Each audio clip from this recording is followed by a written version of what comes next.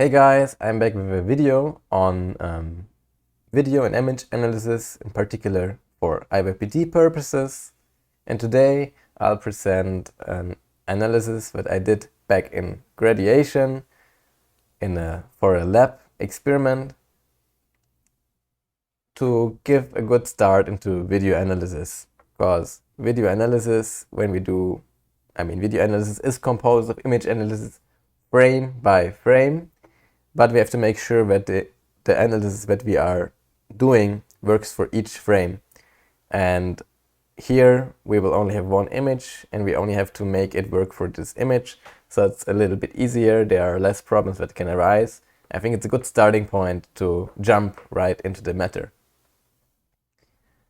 So just to give a rough overview of what the experiment was, we had a cavity filled with water and a speaker and a function generator. The function generator provided an ultrasound signal to the speaker, which was fed into the cavity. So we had a sound wave propagating in the cavity, reflected by the walls of the cavity, and this would result in a standing pressure wave in our medium, water in this case. And it's our slightly compressible fluid water would then have regions of higher and lower density, which would cause a higher and lower refractive index, a slight variation. And if we throw a plain light wave on it, it will have different propagation speeds in different horizontal positions. And behind our cavity, our electromagnetic wave will have acquired different phases depending on the position. So it's no longer a plane wave, it has acquired a phase, and this periodic change of the phase along the horizontal axis will act roughly like a diffraction grating. Why do we do this? Well, this experiment had as a goal to calculate the speed of sound in water. So we know the frequency, which we feed into the ultrasound speaker, but we do not know the wavelength of the ultrasound wave in the water. So in this case, we had an optical approach. We would throw a plane wave on it, and with the interference that we can then observe on the screen far away, we would be able to calculate the wavelength of the ultrasound wave in our cavity, and thus be able to calculate the speed of sound in water. The experimental setup of this experiment was the following. So we have a light source, an imperfect light source, in this case an LED. Then we first perfectionate that light source. We use a lens to focus roughly, only roughly, to not lose too much intensity on a slit. Then the slit is there to produce a slit-like, a line-like light source. Then from this line-like light source, we have another lens to parallelize the light coming from our approximately line-like light source. We then send the light through a wavelength filter to filter out unwanted wavelengths from our LED. Then we have our sample and another lens, which then projects the image directly onto the sensor of a DSLR camera. So we have no objective here, we have no lenses of the camera, we directly project it onto the sensor. And if we do this, we obtain the following images. Like we once, with the ultrasound turned off, obtain a rough image of the line-like light source with some imperfections here, which are reflections. Yeah. And if we turn on the ultrasound, we suddenly obtain interference. We do not only have one central maximum, but now we have secondary maxima. And if we can measure the distance between the maxima on the sensor, from that we can calculate the wavelength of the ultrasound wave in our cavity and hence the speed of sound. So that will be our goal to do. And as we have two pictures here with the ultrasound turned off and ultrasound turned on, a first intermediate goal will be to in some way calculate the difference of the two images. Okay, so start right with the image analysis. We will use OpenCV from within Python. So let's start with a directory which contains the two images, the background and the foreground image. And we create a Python script, diffraction.py here. We first have to import the OpenCV library, OpenCV2, the name here. And then we will start with loading the images. There's a function for that. It's called imread, image read. So we'll load the foreground and the background picture.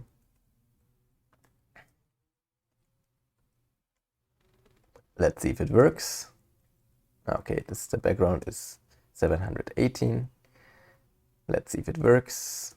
Let's run diffraction.py. It works, but it didn't do anything because we didn't tell it to do more when loading the pictures. So as a first starting point, let's display the images. For that, OpenCV provides a method as well, image show. So let's give our window a name. Let's show first the foreground and then the matrix of the image. Let's run the Python script again. We see where the window opens, but it immediately closes again. So image show does not wait for us to actually look at the image. But there's a method for that, which is designed for that. It's called waitKey. And in this case, just without any argument, it will just wait until we press any key and then we'll close the window. Let's do it again. And the window opens. A window doesn't show a picture supposedly, but that is because our image has too many pixels to be shown on our screen that we are using here. So let me close the window with by pressing a key. And now we have to adapt the image size at the size of the window that we opened. For that, we will actually explicitly create a window. The method for that is named window in OpenCV. We will call it the same as below, in the line below. And we use the option cv2.color a window normal. And now let's look at the effect of this. Now we get a preview of our image in a small window, which we can magnify if we want, and we can zoom in. Everything nice. Everything as we would wish for. We can do the same thing for the background. But first, let me note that if you use, for instance here, right, I closed the window by clicking on the cross, and now my Python script is locked and I have to kill Python manually. I could put here a timeout of like 10 seconds, or let's put 2 seconds. Now if I run Python and I close the window, anyway, my program will stop at some point. Anyway, let's remove this again. And when we use named windows, it is good practice to destroy all the windows at the end of the Python script. I'm not exactly sure of the effect of this method. It doesn't seem to change too much in the programs that I'm using, but I usually also use this method, so it might do wonders. It might keep things from crashing. I'm not fully aware of that. Let's use it here, and let's also display the background picture. For that we create just another named window. We'll call it background. And then we will display the background as well. Great. We now have a background in our foreground picture. We can maximize the windows, compare that to pictures. Great. So let's close it again by pressing a key, and let's go ahead with our analysis. So we would like to take the difference of our two images. But we can use a trick here. We have simply green light that we use. So if we convert our images to grayscale, we will not lose any information. So let us do that first. Let's convert our images to grayscale. So we introduce a new variable for the grayscale foreground image. And let's use the method of OpenCV for that.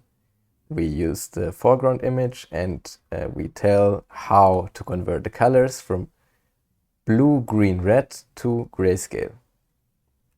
And the same thing we do for the background image as well. Yes. And then we will display them in just even more windows. We will call grayscale, foreground grayscale and background grayscale. So we use here gray under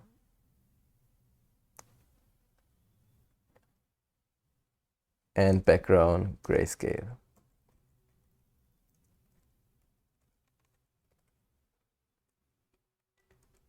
We save the script and run it. And indeed, we now have 4 images: the background, the foreground grayscale, and the background grayscale. And we would now like to subtract the background grayscale from the foreground, or the background grayscale from the foreground grayscale picture. And that's a very nice feature of Python, that we can just subtract OpenCV images as if they were arrays. So let us define a new matrix for our image. We take the grayscale foreground, we subtract the grayscale background from it, and we add 128 because the values that our grayscale matrix takes is from 0 to 225, 8-bit. And so is the grayscale background image. So the result might be negative if we wouldn't add 128 here, which is exactly the middle value between 0 and 225. So we will see that this works by creating another named window and showing it.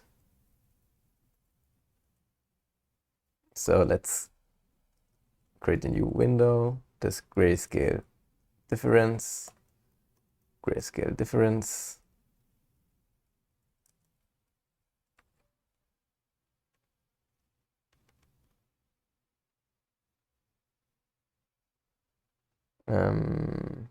Difference. And let's run it.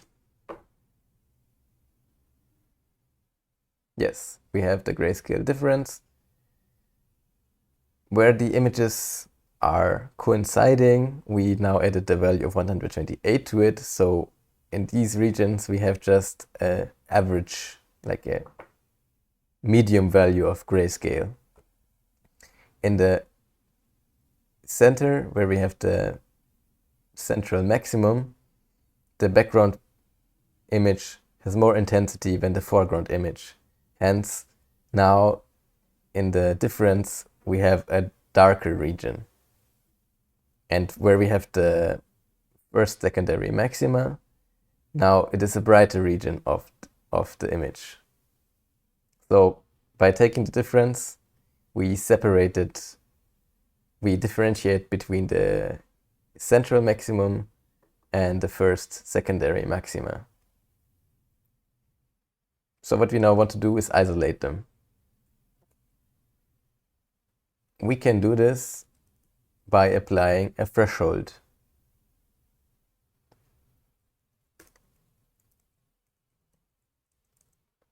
There's just another method from OpenCV which does precisely what we want.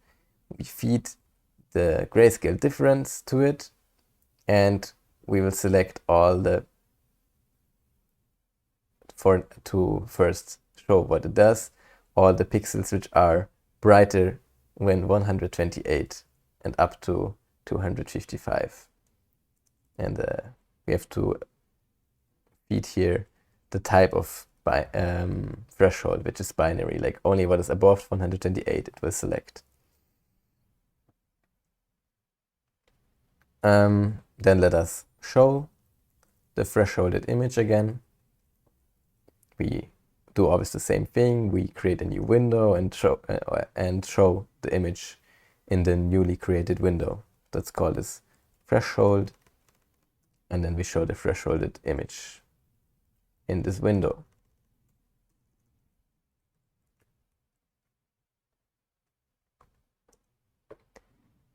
And threshold is not defined. Ah yeah, I did not define the image as threshold, but fresh. And here this method cv2.threshold actually returns two values. The threshold values that we use and the actual matrix of the image. So in this case, we only want to use the matrix of the image, so then we have to... It's a little bit bothersome that different methods have different return types, but that's just it. We can always go to the OpenCV documentation, like here, go to the method threshold and read about it. And here we read that in Python it returns the redval and the destination matrix, and redval here is written as returns the computed threshold value if we use some automatic threshold selection, which we do not do here. So we can forget about this. So let us see if it works. Does it work? Yes, it works. So we have our grayscale difference and we have our threshold. So any pixel which is brighter than 128 is now selected, and we see we select a lot of pixels that are just noise and we do not want to have. I mean, of course, this has to do with the fact we just randomly chose 128 as the threshold, and it's a terrible choice given that we added 128 here. So let's do it in a better way. We will choose instead 140. So all pixels which are some degree brighter when some degree brighter in the foreground than in the background, we will now select.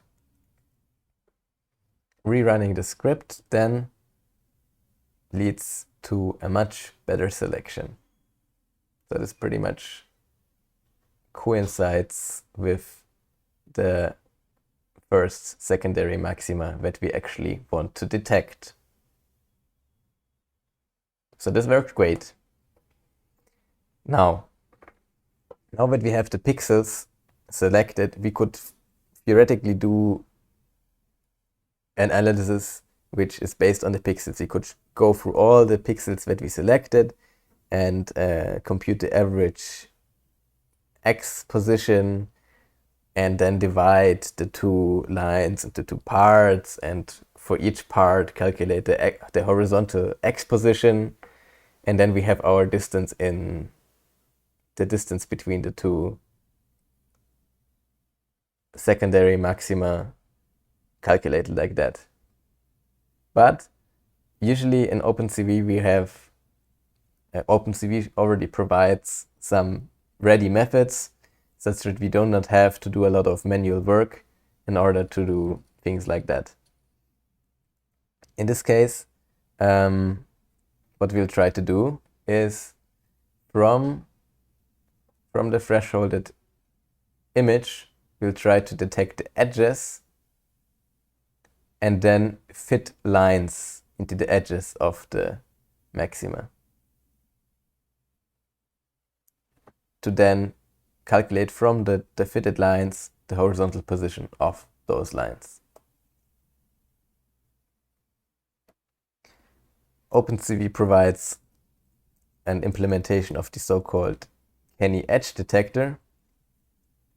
It's a great method for edge detection. It's basically used in any application where you want to detect edges, and you provide the image that you want to apply the Canny edge detector to, in this case our thresholded image, then some threshold values which we do not have to know exactly how they work. Usually 100 and 200 work fine as initial values. And if not, then usually what is the case is that the image quality is not good enough. And rather than meddling too much with the parameters of this method, usually the best approach is to first make sure one gets the best image quality one can. And in this case, we use here an aperture size of 3, and we'll see that it works. If we are not sure about the parameters of the method, we can always look up in the documentation of OpenCV. Here, for instance, the Canny edge detector. Here. So we provide the image we want to apply it to, threshold 1 and 2, which have to do with connecting the edges. We do not have to know how in detail it works. It's usually trial and error is a good way to start. So let us show the edge detected image in yet another named window, which we call a Canny edge detector. Canny edge detector, edges, and if we run it, we have yet another picture, yet another image, the Canny edge detector. So did it work? Well, it doesn't look like it worked very well. But this is actually an artifact because the image that we took by the camera is much larger than the resolution of our screen. And if I now zoom into the image, we see that the Canny edge detector actually worked fine. It successfully detected the edges of our thresholded image. So in this case, the default parameter values of 100 and 200 for the edge detector here, they just worked fine. So often we do not have to change much if we have a good image quality. It usually has to do with the quality of the image. And image analysis cannot do wonders. Our eyes are extremely good at analyzing images qualitatively to see edges and other, for instance. And it's hard to get a lot out of an image which was not taken in the best way possible. Now, what we want to do is fit lines through the edge detected image. And again, we have a method ready from OpenCV, the so-called HoughLines transform. We apply it to the edge detected image with parameters. Now let's look here into the documentation what the parameters are. So we look up HoughLines transform, HoughLines, and we see we have to provide the image, row, theta, and the threshold. Theta, row is the distance resolution of the accumulator in pixels. We want a good resolution, so let's choose 1. And theta is the angular resolution of the accumulator in radians. And the threshold is the accumulator. So like only those lines are returned that get enough votes. So if we are looking at a line, we're counting how many edge pixels are actually on this line. Then only if we have more than that value that we provide here, then it is counted as a line. So as our image is around 3000 pixels tall, let us choose a value of like 1000. So let's try with first 1 degree of resolution and 1000 votes that we want. And then for line in lines print, well, line. Let's see if we find any lines.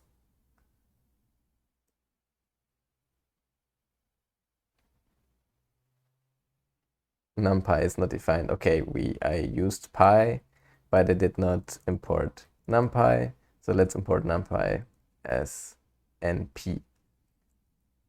Now let's rerun the script, and do we get any lines? No, we get an error because we did not find any lines. So let us improve our angular resolution. Instead of 180, maybe let's take it times 5 times the resolution, which is 900 maybe. And let's try again. We got 4 lines. 4 lines, which is precisely the 4 edges of our 2 maxima, right? That's the right amount of lines that we actually found. So now let's do the calculus for the lines. The lines are returned with a row and a theta value.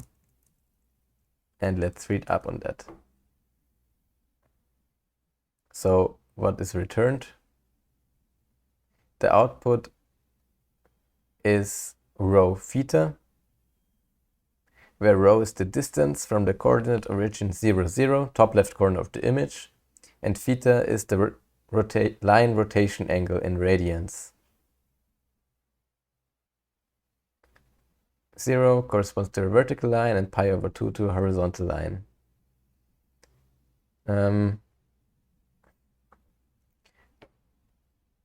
So let's first do some substitutions. Let's call C the cosine of theta and S the sine of theta. And let's calculate first the coordinates of a point on the line, which we can calculate by rho times cosine and rho times sine.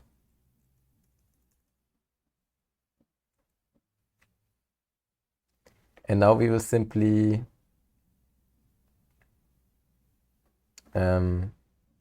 calculate other points on the line in order to then draw the line into our image. So we define points x1, which we define as x0 minus, let's put here 5000, that's the maximum length of the image, so we will certainly have a line which is completely drawn through, times sine here, and y1 equal to the integer of y0 plus 5000 times cosine. Now I think this is the right convention for this method. We will find out once we have drawn the lines into the picture. If they're wrong, we will just change here a plus or a minus, or cosine and sinus. But I think it's correct. So then the second point, x2, x0 plus 5000 times sine, and y2 integer of y0 minus 5000 times cosine. Then we draw the line into a picture using the method cv2.line. We could now simply draw it into the foreground picture, but let us copy the foreground picture first. So we take the foreground picture and copy it into a new array analyzed, and then we draw the line into the analyzed picture, and from x1, y1 to x2, y2 with the color red in the format blue, green, red, and with line thickness 2 to be nicely visible. And we also will print the properties of the line, the x position, the y position. I mean the y position just to be sure that they're roughly in the same horizontal position, and their angle theta.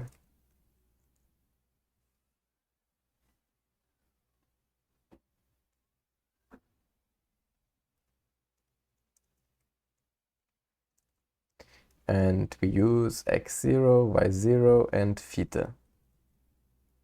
And then we see what happens. Is it actually printed? Yes, our angles are printed. So they actually have all the same inclination angle that's positive, so they don't have a relative angle to each other. That's good. And the points here have more or less the same y coordinate, so we can theoretically just compare the x coordinate directly already as the position, the x position of the line. Let's close it and let's actually show the analyzed picture, because we didn't do that yet. So let's create a new window for the analyzed picture.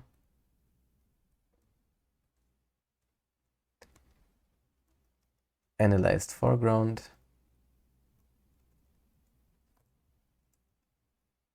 Analyzed foreground. And yeah, we will show the analyzed picture. We will do it, and we obtain the result.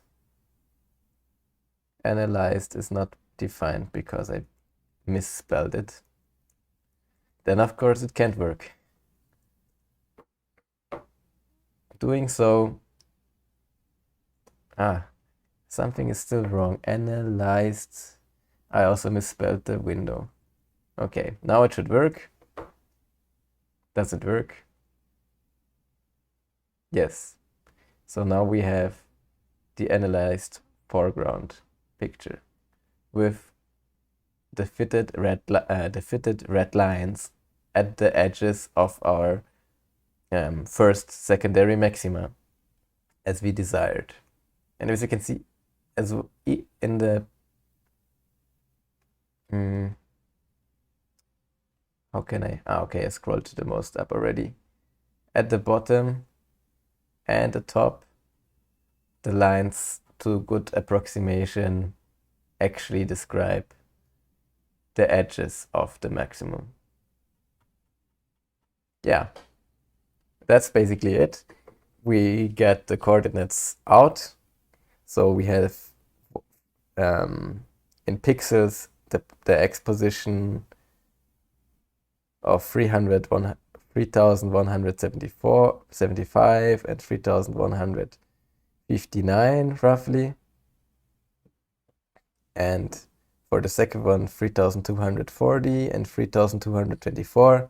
So we can take the average of these two, and then we have the separation in pixels of the two maxima. I actually did this. Let's look at the result. When I did this, I arrived at the distance of the two the two maxima, or of like divided by 2, so it's the distance between any maxima of 0.14 millimeters, so very small, right? It's not even a millimeter. We wouldn't be able to see it much on with the naked eye on the sensor, but with the resolution of the sensor, we succeed to calculate the distance with high precision. From that, we can calculate finally the wavelength of the ultrasonic wave in the cavity, which is roughly 1.15 millimeters. So very short as well. The cavity is several centimeters long. So we have several waves, several crests in the cavity. So we have an actual diffraction grating. And this we can use to calculate the speed of sound in water. And the final result is with this method, was about 1,495 meters per second with some measurement error. So yeah, this is one way to do it. There was also another method that was used in the experiment, but about that we keep it for another time. Let's return to our script and let's do one final thing. Let's save all the steps that we used, all the steps of the image analysis, to a file on disk. There is again a method ready from OpenCV called imwrite. So we do not have to write the foreground again because we did not do anything to the image, but the grayscale image, yes. So let's write down, let's save the grayscale image for the foreground and for the background.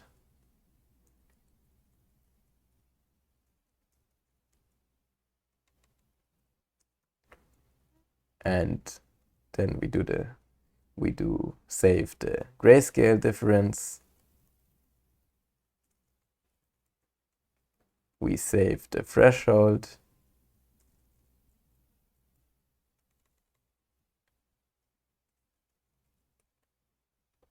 We save the Canny edge detector. And we just saved the analyzed picture, of course.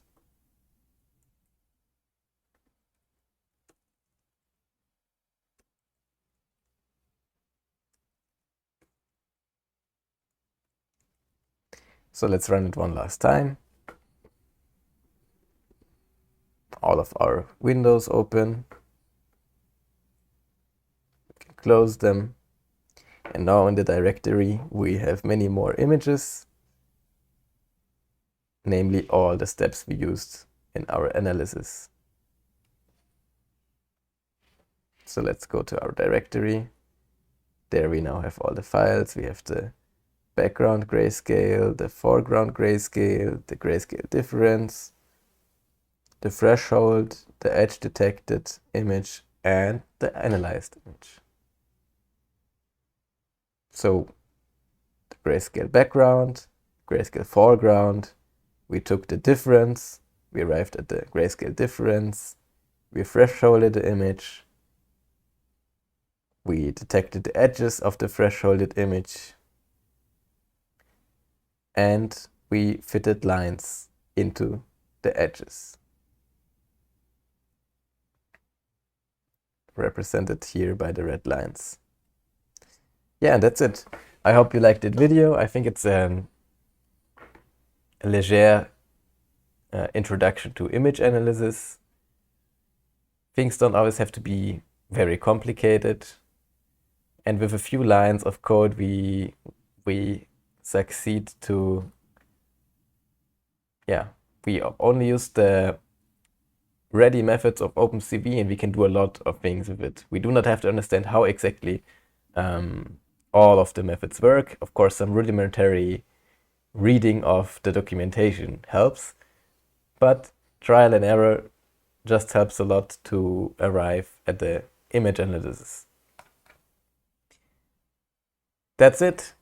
I hope you got some inspiration from that, and see you soon on here on my channel. See you!